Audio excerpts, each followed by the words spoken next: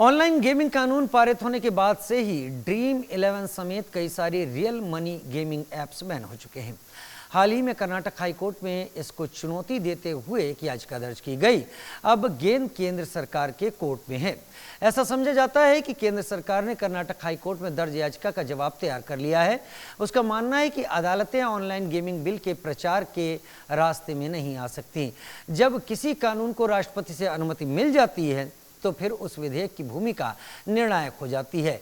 Solicitor general Tushar Mehta ने कहा कि संसद से पारित होकर राष्ट्रपति की मंजूरी मिलने के बाद ही किसी एक व्यक्ति के व्यथित होने पर इसे रोकने की गुंजाइश नहीं है।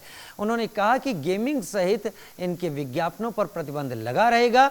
आपको याद होगा कि A23 ऑनलाइन कंपनी के हेड डिजिटल वर्क्स ने कर्नाटक हाई कोर्ट में याचिका दायर की थी और नए गेमिंग कानून को चुनौती दी थी। इस कंपनी के वकीलों ने कोर्ट से मांग की थी कि जब तक हाई कोर्ट इस मामले की जांच नहीं कर लेता तब तक इस कानून को लागू ना होने दिया जाए।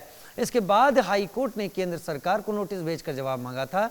लग रहा है यह मामला आगे बढ़ेगा और रियल मनी गेमिंग ऐप से मुश्किलें जारी रहेंगी। ऐसी भी खबर है कि ऑनलाइन गेमिंग बिल कानून आने के बाद रियल मनी गेम से जुड़ी कंपनियों का हाल बेहाल है। अब MPL ने रेवेन्यू का हवाला देते हुए प्लेटफॉर्म से जुड़े 60% कर्मचारियों की छंटनी की भी तैयारी कर ली है।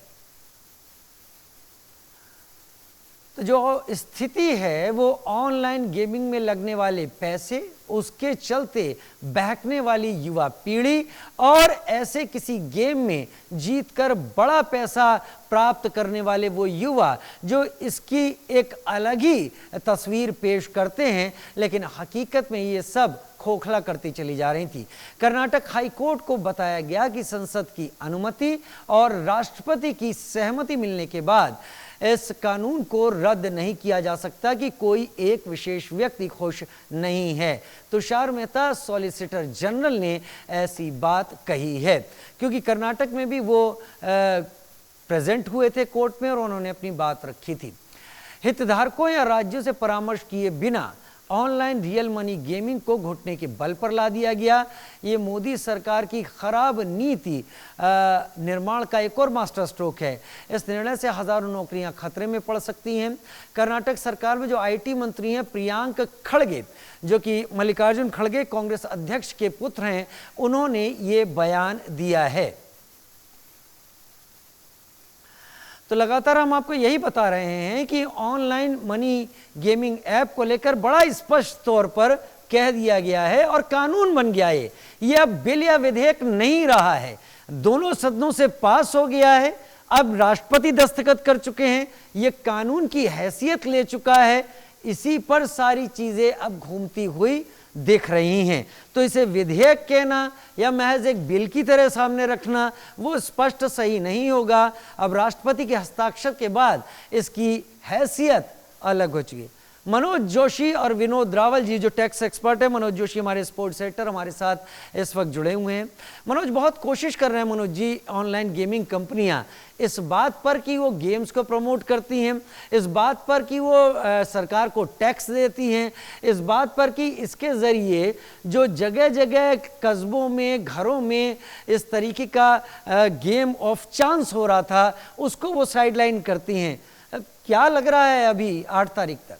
देखिए, हर कोई जो कंपनी है उनका हर एक का यही मानना है कि ये गेम ऑफ स्किल है, क्योंकि माननीय कोर्ट जो है इस बारे में अपनी अवधारणा जो है वो उससे अवगत करा चुका है। लेकिन अब देखिए, आप चीजों को आप अपने तरीके से मैनिपुलेट कर लेते हैं। अब MPL जो कंपनी है, जो ऑनलाइन गेमिंग की एक कंपनी है, वो 2020 के ओलंपिक की जब जरूरत पड़ती है तो आप उनको प्रिंसिपल जो है अपना स्पॉन्सर बना देते हैं। एशियन गेम्स आते हैं, उनको प्रिंसिपल स्पॉन्सर बना देते हैं। कॉमनवेल्थ गेम्स में भी वो ऑफिशियली आपके जो है स्पॉन्सर थे, ऑफिशियली स्पॉन्सर्स थे। तो जब जरूरत पड़ी तो आपने दूध में मक्खी की तरह निकालकर उनको बाहर कर दिया। अब उसमें दोष किसका था या दोष जिसका नहीं था उसका आकलन करना, उसके बीच में महीन रेखा खींचना बहुत जरूरी है। क्योंकि कुछ ऐसी कंपनियां, ऑनलाइन कंपनियां हैं जो अपना ट्रैफिक बढ़ाने के लिए सारे कायदे कानून ताक पर रख देती हैं, लेकिन कुछ इसका अनुसरण भी करती हैं। जो अनुसरण करती हैं वो भी साइडलाइन हो जाती हैं। तो यहाँ विनोद रावल जी जुड़े हुए हैं हमारे साथ। विनोद रावल जी से अगर आपकी अनुमति हो तो मैं एक सवाल करना चाहूंगा कि विनोद जी, ये जो पूरा खेल है, कंपनियां तो जो ऑनलाइन कंपनियां हैं वो तो ये यहाँ तक कह रही हैं कि हमने 20,000 करोड़ रुपया जो है सरकार को दिया है। तो अब ये जो जीएसटी और टैक्स के माध्यम से जो ये राशि दी जाती है, इसमें कितनी राशि राज्य सरकारों की तरफ से को दी गई है और कितनी राशि जो है केंद्र सरकार के हिस्से आई है, इसका जरा तफसील से बताइए हमें। जहां तक आपने बात की स्टेट और सेंटर के डिवीजन की कितना है, तो 30% शेयर जो है इसमें कर्नाटका देता है। तो अगर आप 20,000 करोड़ की बात करते हैं तो 30% तो अकेला कर्नाटका उसके अंदर दे रहा था, और उसके अंदर जॉब्स भी उसी तरह से वहां पर इंपैक्ट हो रही हैं। तो अप्रोक्सीमेटली अगर आप बात करें तो 7,000 करोड़ के करीब जो है वो कर्नाटका का हिस्सा आता है। हर 1,000 करोड़ के ऊपर 218 करोड़ जो है वो जीएसटी का कलेक्शन है, और उसमें मेजर चंक कर्नाटका का है। जो वहां से जिस तरह से, उसका कारण कर्नाटका का ये नहीं है कि वहां पे खेलने वाले लोग ज्यादा हैं, शायद उसके पीछे कारण ये है कि टेक कंपनीज जो है वो बैंगलोर में ज्यादा है, वो कर्नाटका में ज्यादा है। तो ये कारण है कि जिससे कर्नाटका को मेजर लॉस इससे आ रहा है, और इससे बैंगलोर की जो टेक इंडस्ट्री है, जो हम सिलिकॉन वैली का सपना देखते हैं, कहीं ना कहीं इसका असर उस पर भी जाता है। और जहां तक जिस तरह से सेंटर ने एक ही स्ट्रोक में उठा करके उसको बैन कर दिया, मेरा कहना यह है कि आप रेगुलेट कर सकते हैं चीजों को, बैनिंग किसी बात का सोल्यूशन नहीं होता। और ऐसा बहुत बार आपने शराब के केस में देखा, आप और चीजों में देख रहे हैं कि आप जब इसको बंद करते हैं तो वो इलीगल रास्तों से वो चीजें चलती हैं। इसका नतीजा ये होगा कि बाकी कंट्रीज के अंदर जाकर के पोर्टल खुल जाएंगे, और रेवेन्यू जो हमें मिल रहा था वो कहीं ना कहीं दूसरे देशों को जाना शुरू हो जाएगा। फिर आप उसको साइबर क्राइम की तरह लेंगे। तो ये बहुत सारी चीजें हैं जिससे बचने के लिए और रास्ते चूज किए जा सकते थे, लेकिन क्योंकि अब ये कानून बन चुका है, आपने अभी अभी बताया कि अब ये कानून बन गया है, राष्ट्रपति ने यही रावत साहब, यही हम अपने दर्शकों से बात कर रहे थे और बता रहे थे, और आप इस पर और एलेबोरेट कीजिएगा। ये राष्ट्रपति के हस्ताक्षर हो चुके हैं, ये दोनों सदनों से पास हो चुका है।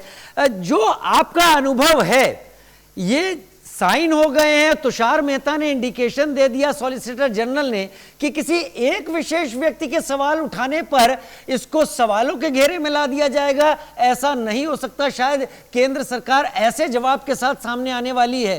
कितना आसान है या कितना मुश्किल है इन ऑनलाइन गेमिंग कंपनियों के लिए आगे बने रह पाना, राहुल साहब?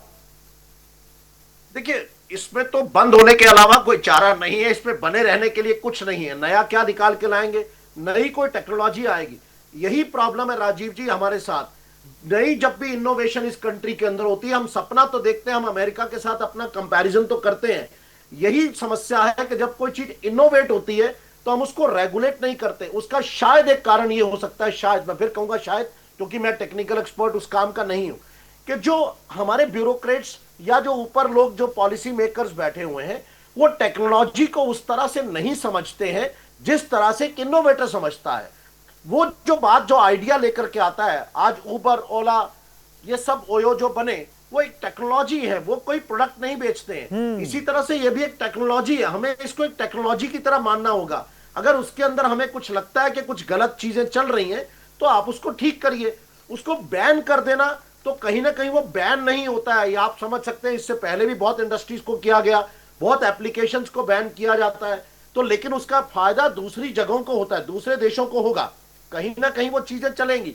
और जो निकालने वाले लोग हैं वो वीपीएन के थ्रू काम करेंगे या और तरीकों से करेंगे। मैं टेक्नोलॉजी नहीं जानता उतना ज्यादा, मैं कॉमर्स का स्टूडेंट